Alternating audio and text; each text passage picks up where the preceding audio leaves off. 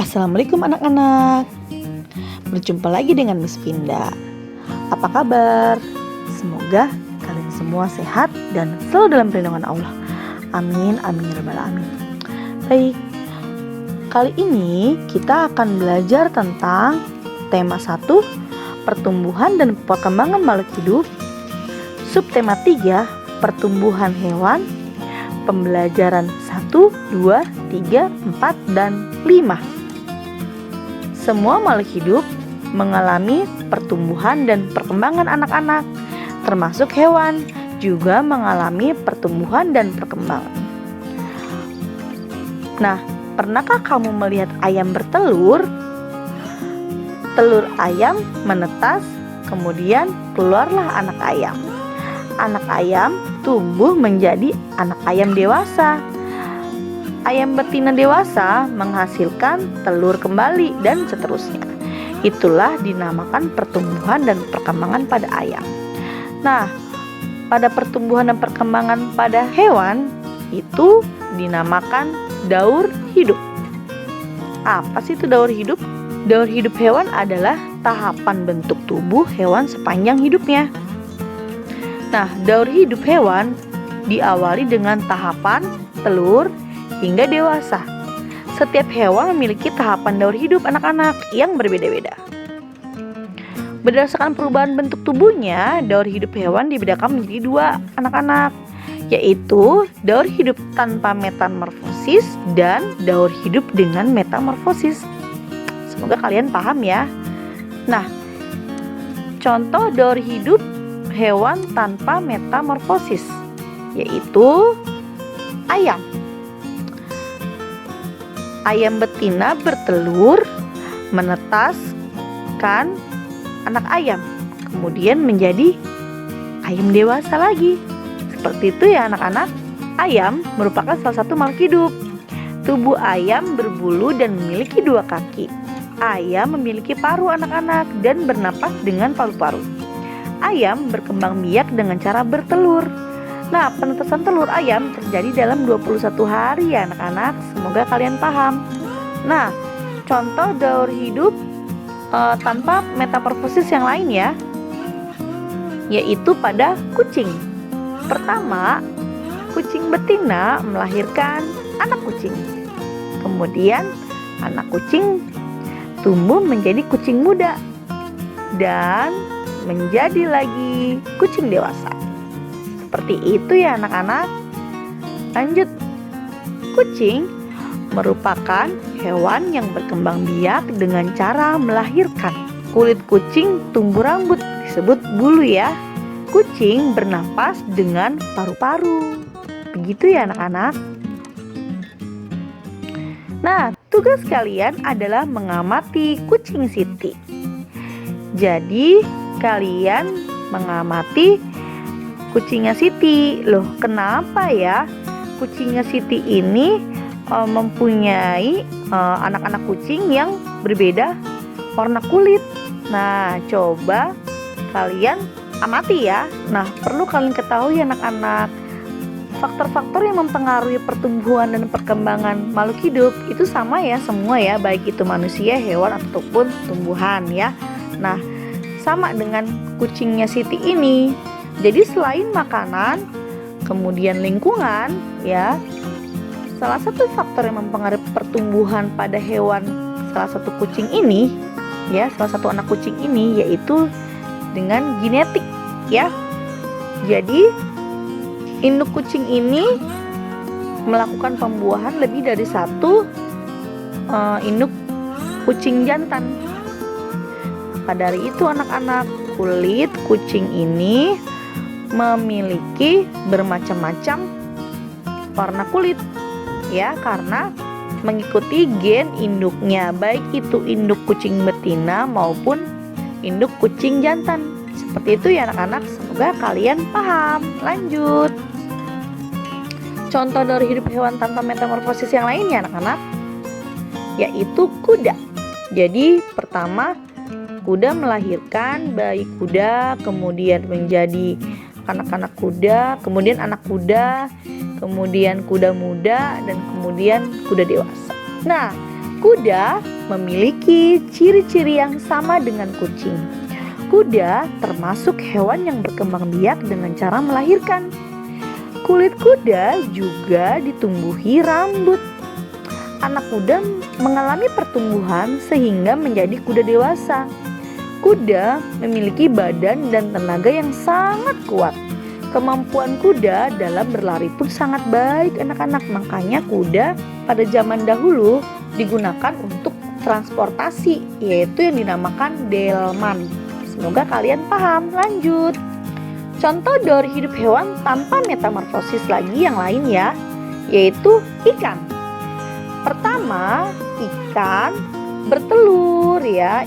Kemudian setelah menjadi telur, kemudian bertumbuh menjadi anak ikan. Dan setelah itu menjadi ikan dewasa. Seperti itu ya anak-anak. Ikan merupakan salah satu contoh makhluk hidup. Ikan bernapas dengan insang.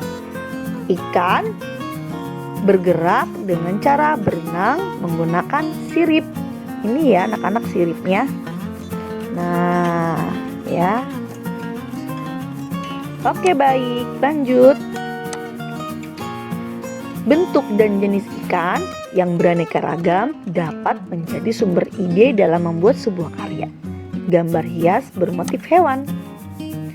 Gambar hias bermotif ikan adalah gambar ikan yang disederhanakan. Meskipun disederhanakan, gambar hias tidak meninggalkan bentuk aslinya. Bentuk dan warna pada gambar hias terkadang berbeda dari aslinya. Namun, kesan gambar aslinya masih tetap tampak. Keindahan gambar hias terletak pada warna garis dan bentuk motifnya. Nah, gambar di bawah adalah contoh gambar dekoratif ikan. Nah, bagus ya anak-anak ya. Jadi ini gambar ikan ini dihias dengan menggunakan garis-garis, pola garis ya, pola garis. Nah, ini lingkar-lingkar seperti ini. Nah, dengan mewarnai yang indah, yang rapi, kemudian garis-garisnya lucu, jadinya indah ya anak-anak ya. Tadinya biasa jadi luar biasa. Nah, tugas kalian adalah cobalah hias gambar ikan di bawah ini dengan menggunakan berbagai garis. Kamu boleh menghias gambar ikan sesuai imajinasimu ya anak-anak. Nah, ini sudah Miss sediakan. Di buku paket kalian juga ada loh. Nah, kalian boleh menghias sekreatif mungkin dengan berbagai garis-garis yang lucu-lucu dan unik-unik. Pokoknya sekreatif mungkin ya. Yang pastinya kalian harus mewarnainya dengan rapi ya, tidak boleh keluar garis. Dan yang pastinya harus keren dan cantik ya. Baik, lanjut. Nah, daur hidup hewan dengan metamorfosis.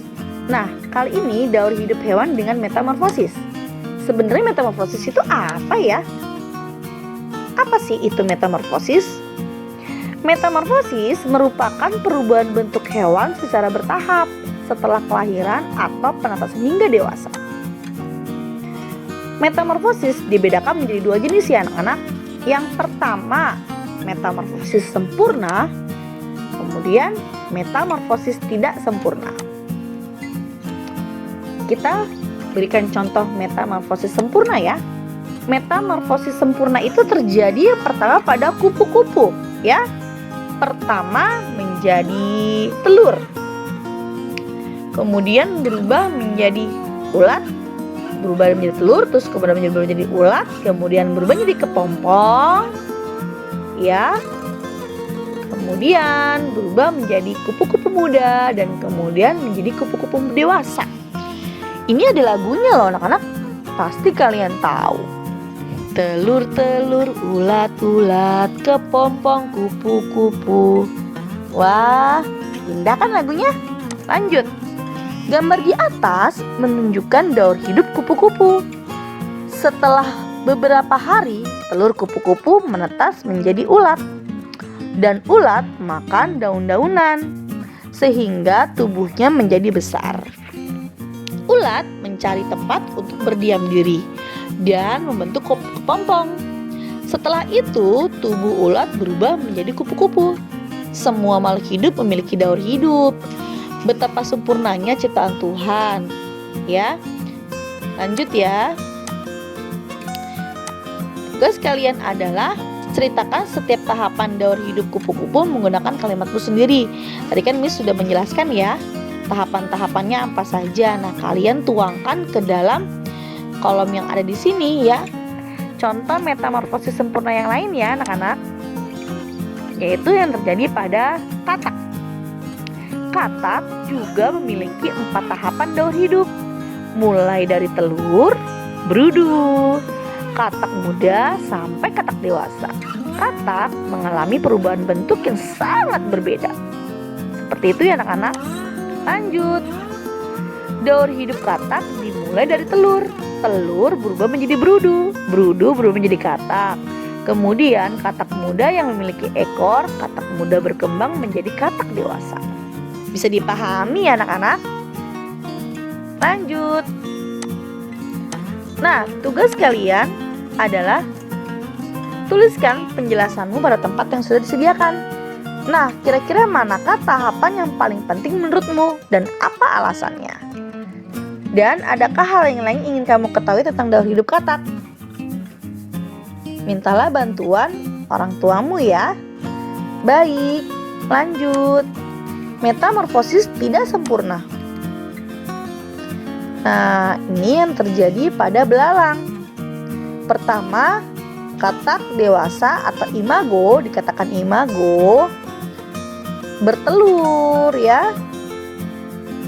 Nah, kemudian telurnya berubah menjadi nimfa kecil, kemudian nimfa anak ya, nimfa muda, nimfa besar. Seperti itu ya. Nah, mengapa belalang dikatakan metamorfosis tidak sempurna?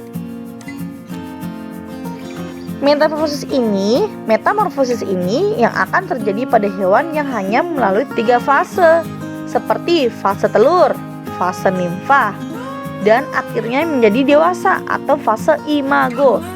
Metamorfosis tak lengkap ini tidak akan melalui fase pupa yang tidak akan mengubah bentuk tubuhnya.